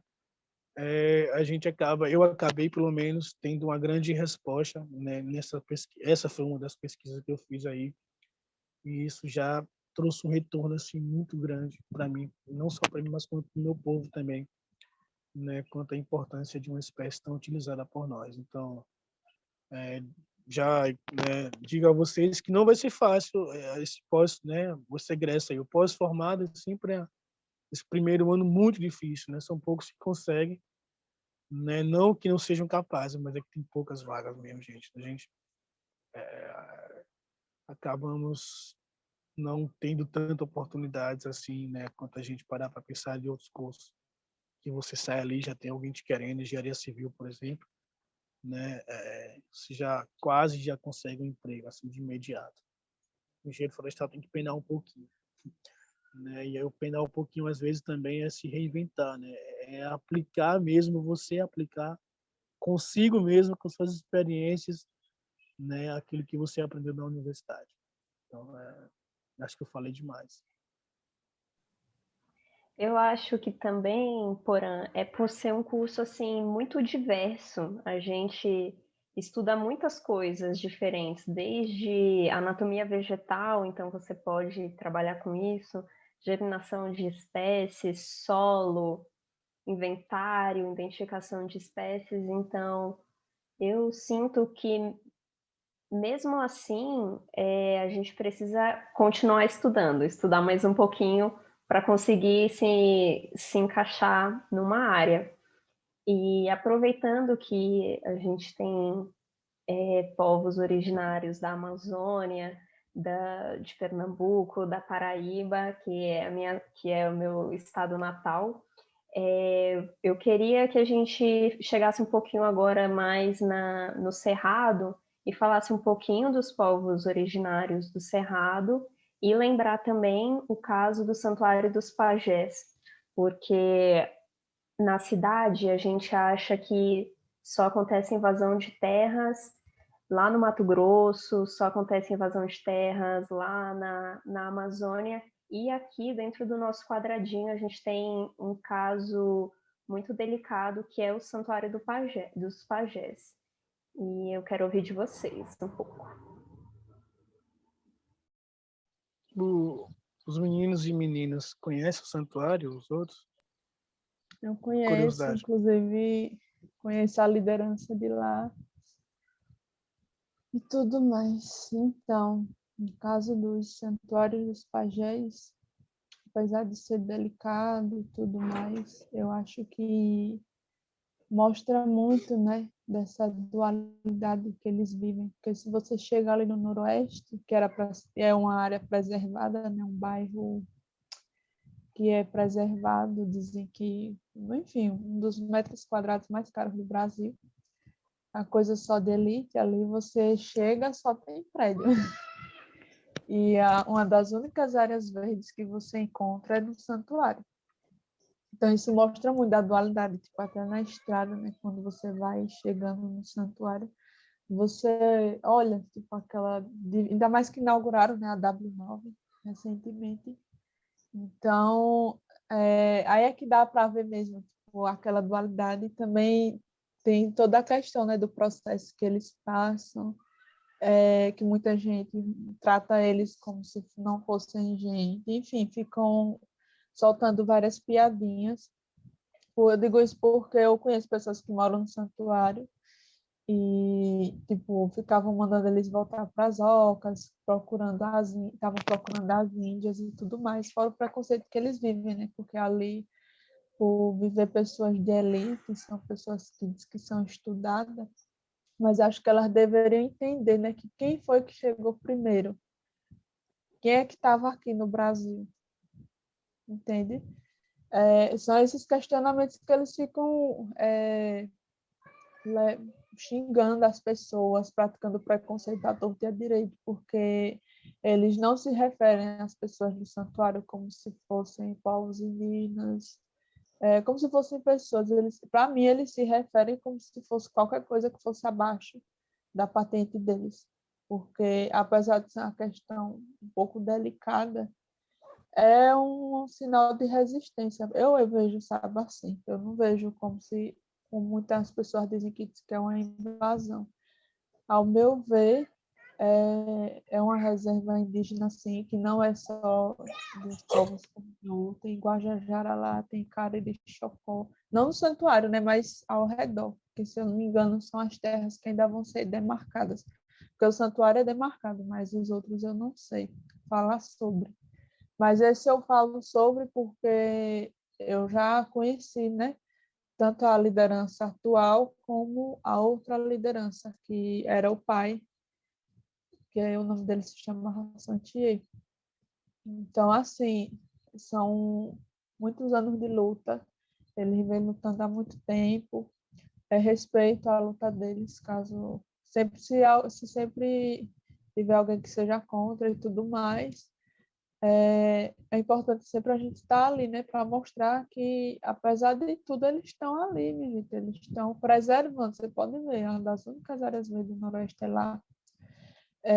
A área era muito maior, antes de existir o Noroeste, eles já estavam lá. Então, assim, é uma questão polêmica e tudo mais, mas é algo que é importante também falar sobre. Inclusive, quem não conhece a liderança, né, é uma das lideranças que mora lá. Eu indico que vocês sigam, porque ele já sai até no Palácio da Terra, que foi Fetiá, né? Fetiá Ué. Então, é uma das lideranças de lá.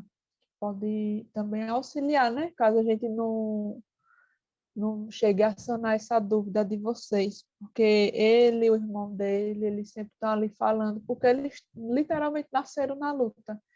Então, é isso que eu entendo sobre esse assunto. Bem, eu conheço o santuário. Para mim, eu lembro do santuário seguinte: eu nem sonhava em Brasília ainda, né? De 2008. Eu lembro que saiu uma reportagem uma vez no jornal Hoje, né, na Globo, que era falando de os indígenas de uma terra indígena em Brasília que estava em conflito, né, enfim, com a especulação imobiliária de Brasília, né? Essa é a realidade.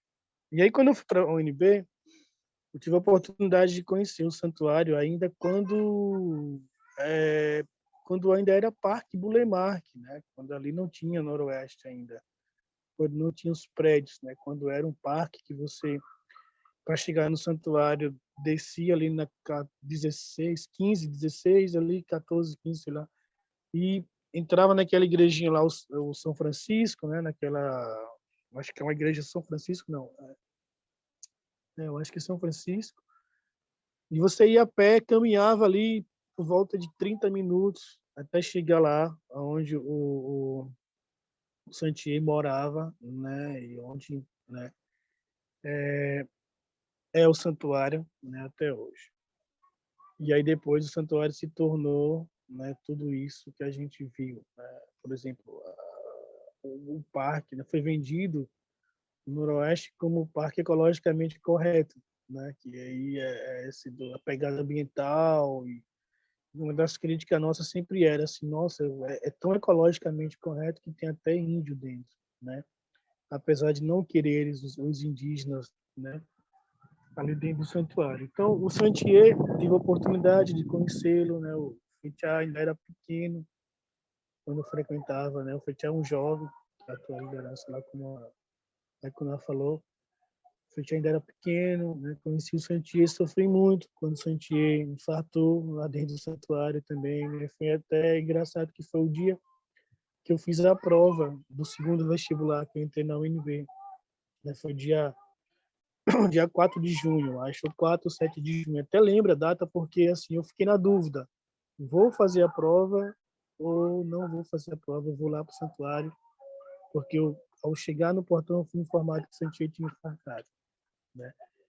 E o santuário é isso, assim, era essa rota, né, era não, essa rota, né, de indígenas, né, que já faziam essa rota litoral, Amazonas, então Cerrado, então todo mundo meio que passava ali, tinha relatos disso, né, relatos históricos disso.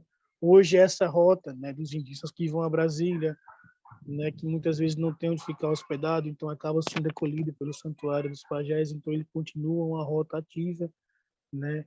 E foi moradia para alguns estudantes da UNB, né? Tem um tupiniquim que morou 2 anos lá, 3 anos, né? O próprio Camus, né, morou lá, acho que uns 6 anos também. E o santuário, né, ele para mim é o maior fruto de resistência, né, dentro da capital, né, do país, porque apesar de ser uma terra pequena, né, se a gente parar para pensar em comparação às outras dos outros estados, né, ele é fruto da resistência justamente da especulação imobiliária, né? Eu lembro no processo, né, nesse processo aí de negociação, sai noroeste, não sai noroeste, vai, não vai, os índios estão dentro, não estão dentro, move ação judicial, move reintegração de posse, né? E aí o pessoal da UNB vai para lá, para contra, né, as matas, contra as máquinas passarem para destruir o cerrado, né, se acorrenta as máquinas, enfim, tem confronto, polícia. Em meio a tudo isso, né, ofereciam para o Santier dinheiro, né, chegavam para ele e falavam: olha, Santier, a gente vai te dar aqui 2 milhões de reais para você esquecer isso aqui. E o Santier não aceitava. O Santier não aceitou. Né? A prova disso é que o santuário está aí até hoje. E eu falo isso com propriedade porque eu não participava das reuniões, mas ele vinha comentar com a gente. A gente, os estudantes indígenas daí da UNB, muitos deles eram nessa base de apoio para o Santiago. A gente ia lá comer peixe assado, a gente passava o dia lá, a gente fazia a recepção dos calouros indígenas lá no santuário, quando nem tinha energia, quando nem tinha água, né? E para mim, ir para o santuário naquela época em que não tinha prédios em volta, era como se eu saísse de Brasília. Era eu descer ali, né, na 14:15, e caminhando meia hora até chegar lá, e chegava lá me isolado e falava assim: eu não estou no Distrito Federal. Assim como eu não estou no Cerrado, né? Porque a vegetação de lá, você vê que é uma vegetação um pouco já mesclada, não é só uma vegetação de Cerrado. Você vai ter árvores de grande porte, e foram árvores que o Santier plantou. Então isso eu me sentir mais próximo da minha comunidade, sabe, da minha aldeia de Potiguara. Então, para matar a saudade, né, quando eu queria matar a saudade aqui do território, eu ia para o santuário comer peixe assado. Eu ia para o santuário ajudar na festa do milho, a plantar mandioca, né, a fazer casinha para parente que estava chegando, sabe? E tudo isso eu vejo como aprendizado, e por isso que o santuário é muito fruto da resistência, né? Essa especulação imobiliária, isso aconteceu no santuário, é um reflexo que acontece no país. Esse reflexo de que, quando se pensam, né, nesse desenvolvimento, entre aspas, quando se pensam no mais moradia, né, melhoria de vida, né, qualidade de vida, melhoria no trânsito, melhoria na economia do país, melhoria na economia do Estado, os povos indígenas não são ouvidos. Os povos indígenas não são respeitados. Né? O processo é muito truculento. Nós somos tratados muitas vezes, ou quase sempre, né, como a pedra no sapato do desenvolvimento, sabe? Como esse calo, né, como essa bolha no calcanhar do grande empresário, né? Como uma bolha, com uma dor de cabeça, né, do grande empreendedor, né, do grande plantador de soja. Então, nós sempre somos tratados como isso, né? E é por isso que, né, que nesse Brasil há tanta revolta contra os povos indígenas, né? E quanta gente, né, não tem na sua concepção que o pessoal do santuário é que são os errados, não ter saído, né? Que o pessoal do santuário é que são os arruaceiros, é que são os invasores, porque aquilo lá é de alguma, né, de alguma empresa que tem, né, que detém o poder territorial de Brasília e etc. Né? Quanta gente não tem isso na concepção de que, pô,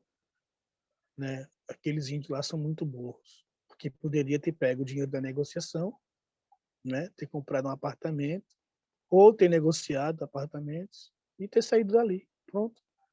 Mas essa não é a jogada. Esse não é o interesse. É aquilo que eu falei lá no início.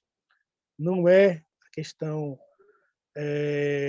valorável da terra. A gente não tem um território. Eu não moro no território de 33 mil hectares que tem 17 quilômetros de praia.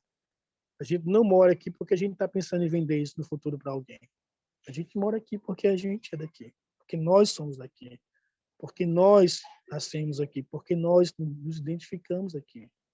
Então, a mesma relação do santuário, né, é a mesma relação daqui do território para os potiguara, é a mesma relação do santuário para os funiôs, para os santier, para os guajajaras, né, para os povos que passaram ali.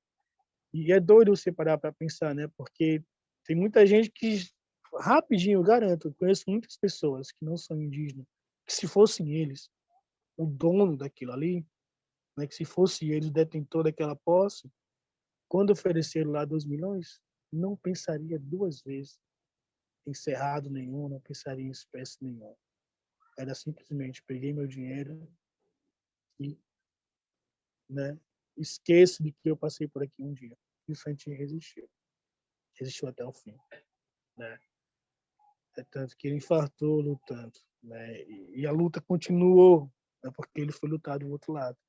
E como é que eu disse, o santuário hoje é demarcado, né? Fruto da negociação também, de que chegaram ao entendimento de que, pô, a gente não vai conseguir tirá-los daqui, eles não vão sair a não ser mortos, então vamos atender suas necessidades, né? Eu sei que tinha propostas de escolas lá, postos de saúde, fizeram a cerca, né, para evitar que houvesse mais avanço. Na negociação, deixaram só os indígenas, né? Isso foi uma negociação. Então, o santuário se tornou uma reserva, né? Porque dentro da demarcação de terra indígena você tem território tradicional e tem reserva que pode ser criada, né? E santuário é uma reserva indígena do Distrito Federal.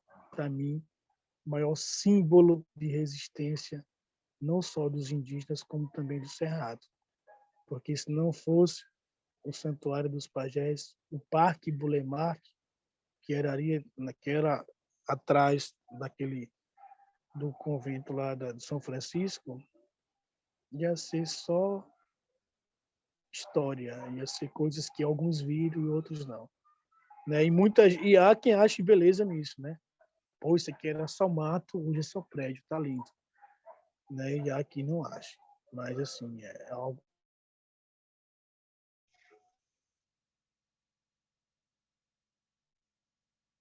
do Cerrado, dos povos indígenas. Eu tive a oportunidade, felizmente, de conhecer o Santuário dos Pajés através de uma disciplina chamada Fundamentos da Educação Ambiental. Hoje eu estou até vestindo um colar de feijõezinhos que eu trouxe de lá, e foi uma experiência realmente única. E é isso, a resistência e o amor à terra com certeza ultrapassa o valor do papel. E para encerrar, já estamos chegando ao nosso fim, eu queria pedir que vocês falassem de uma personalidade, de uma pessoa que vocês se inspiram, para a gente poder fechar esse momento aqui.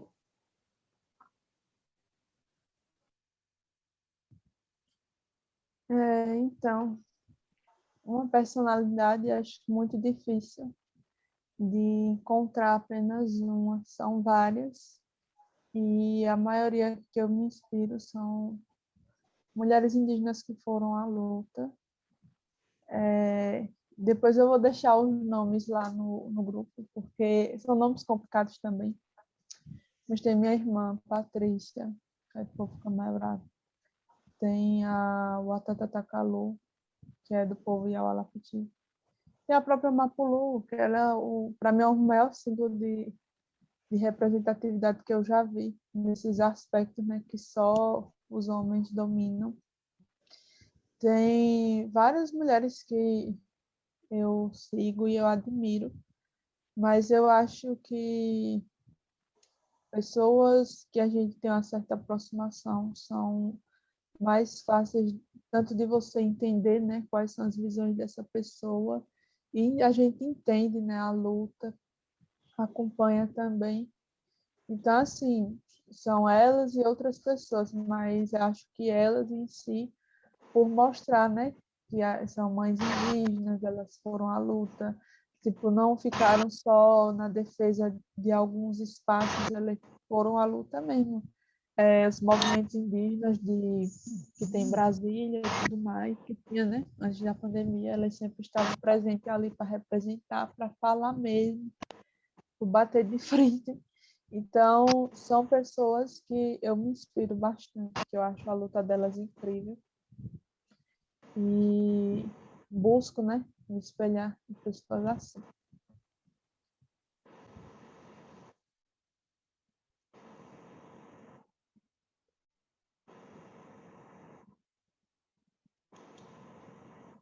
Agora, Eugênia, Marcelo, deixa eu falar no final, que eu falo demais.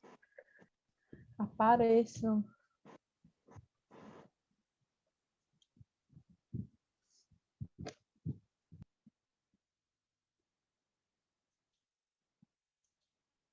Tá, eu vou falar. Eles estão um pouco, não sei, estão pensando nas pessoas que inspiram eles, né?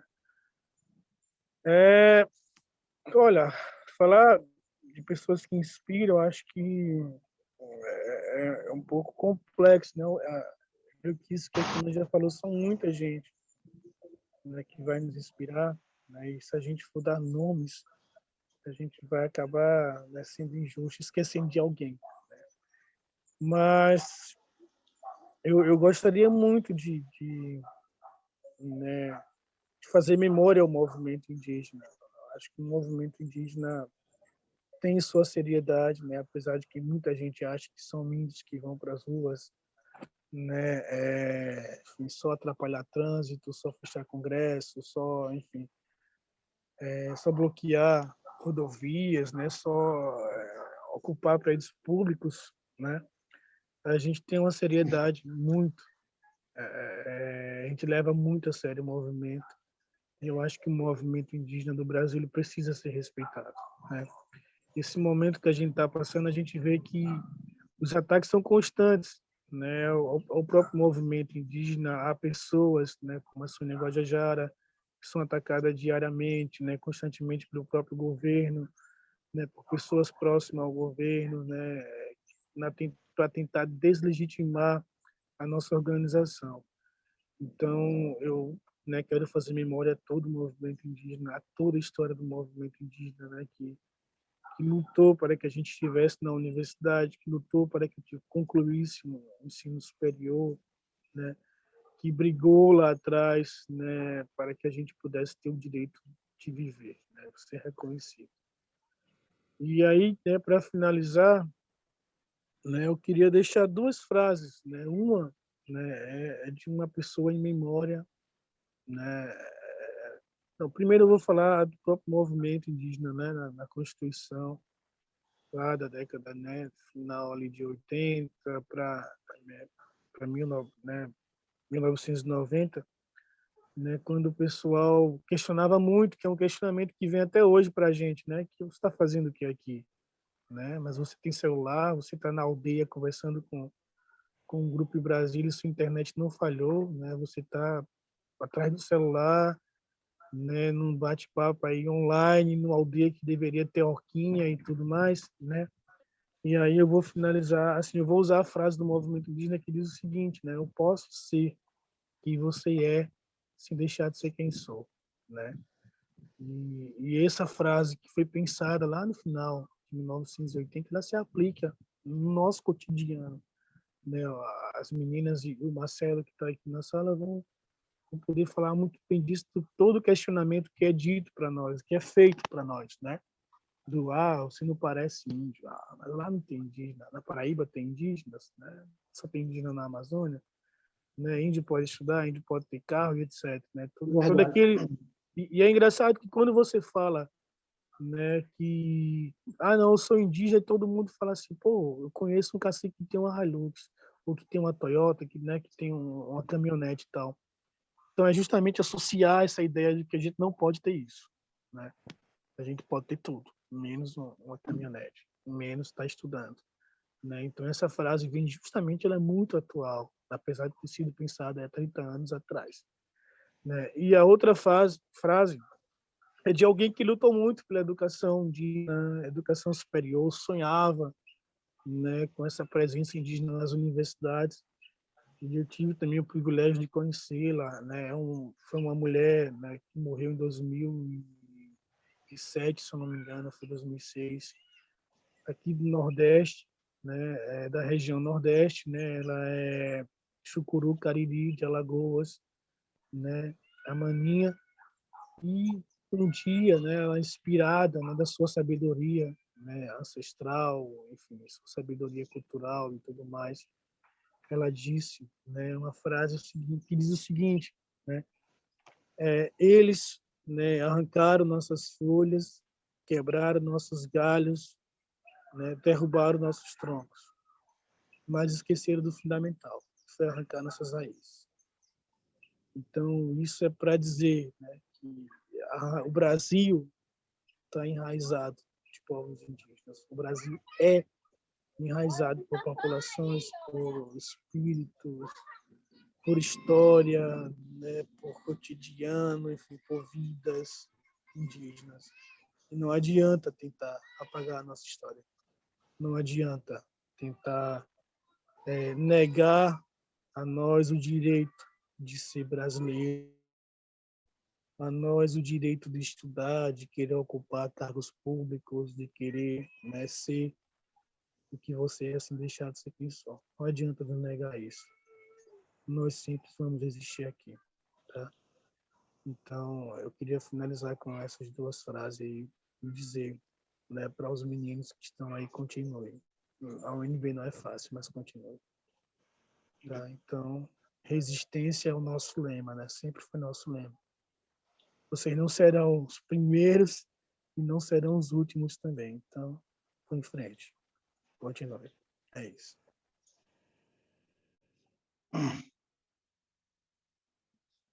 Bom, para mim, tem uma liderança que já até faleceu, até recebeu uma homenagem no Parque Utingá, né? Lá no Pará.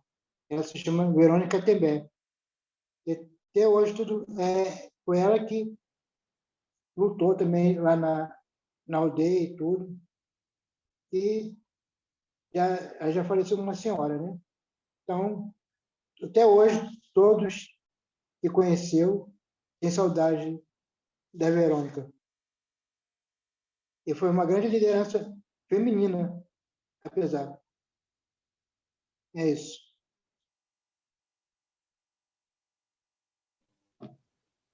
Então, gente, nós vamos agradecer a presença de vocês por terem separado esse tempo para falar com a gente.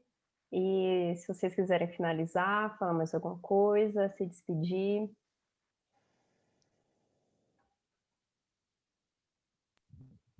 Só Então, agradecer mesmo. Desculpa, eu falo. Já falei demais. Fala aí.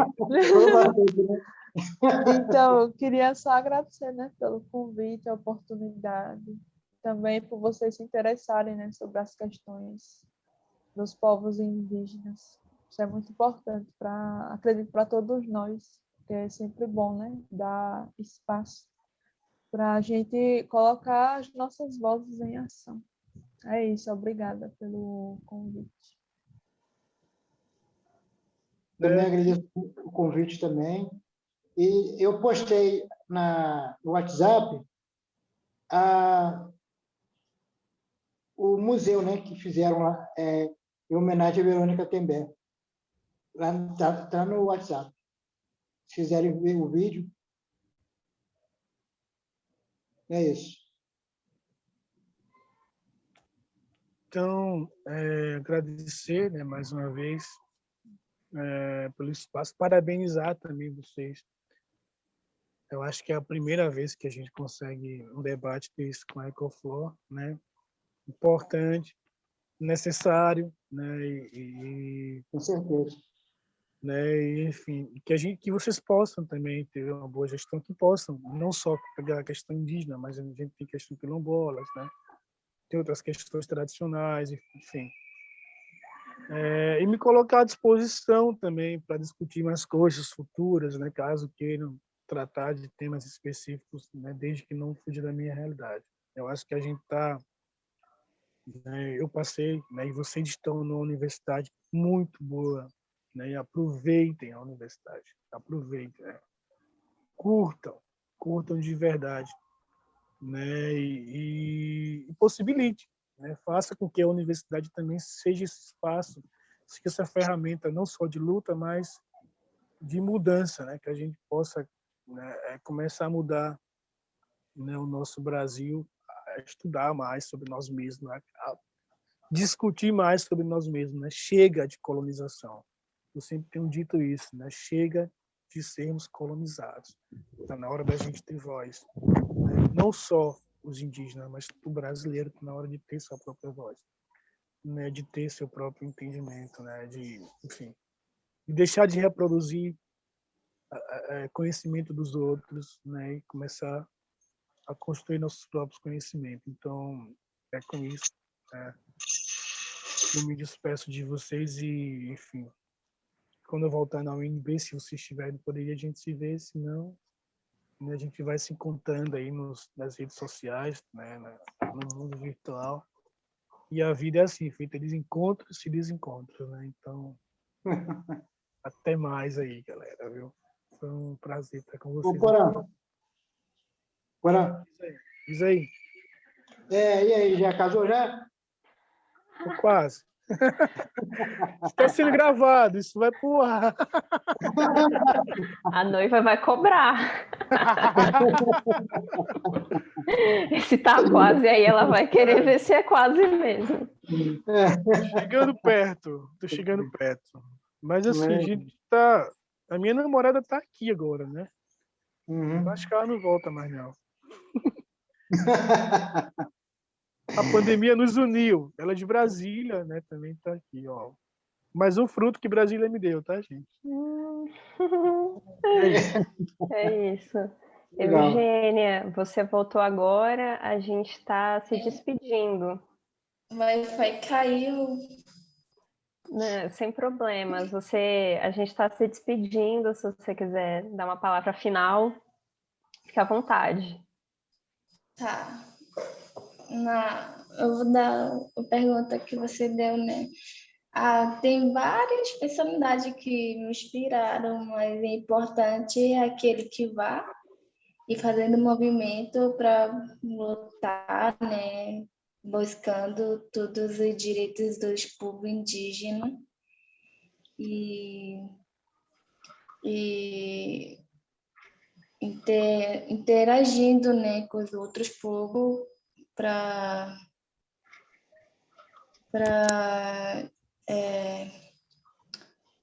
buscar ou melhoria, assim, para poder tudo, assim, ter o controle e protegendo o território do povo indígena. Não é isso.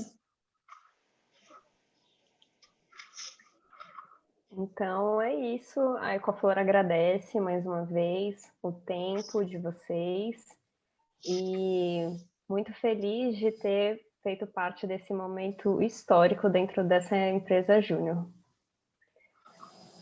Eu também gostaria de agradecer a todos vocês que aceitaram. A Mili disse que foi assim de prontidão, né?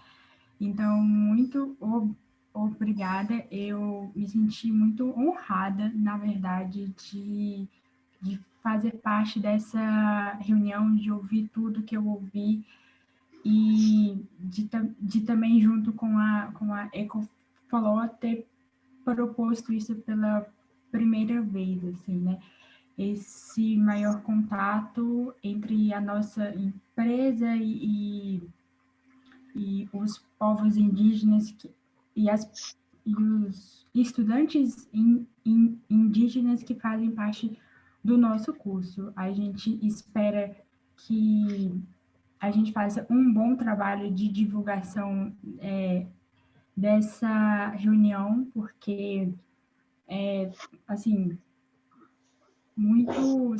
seria muito triste a gente ter estudantes do nosso curso que têm um contato tão próximo com a natureza e por consequência, também com os estudantes indígenas, que eles cometessem alguma das situações ruins que foram relatadas aqui, né? E também seria muito triste que todos os estudantes que passaram pelo nosso curso e que ainda vão passar, que que eles não fossem de alguma forma lembrados ou respeitados. Então, a gente espera que isso contribua para isso também. Muito obrigada, gente. Eu também queria agradecer a todo mundo que tirou um tempo para falar aqui com a gente. Quando a Mi sugeriu essa ideia para marketing, a gente abraçou e ela foi pegar os contatos e falar com vocês. Então, muito obrigada. Eu espero que a Ecoflow continue o que a nossa gestão está fazendo. Eu estou aqui falando pela Direx desse ano. Então, que no futuro a gente continue tendo essa ponte e que a gente aprenda cada vez mais. E muito obrigado, gente. Foi um momento muito bom. E logo mais a gente vai ter nas nossas redes. E é isso.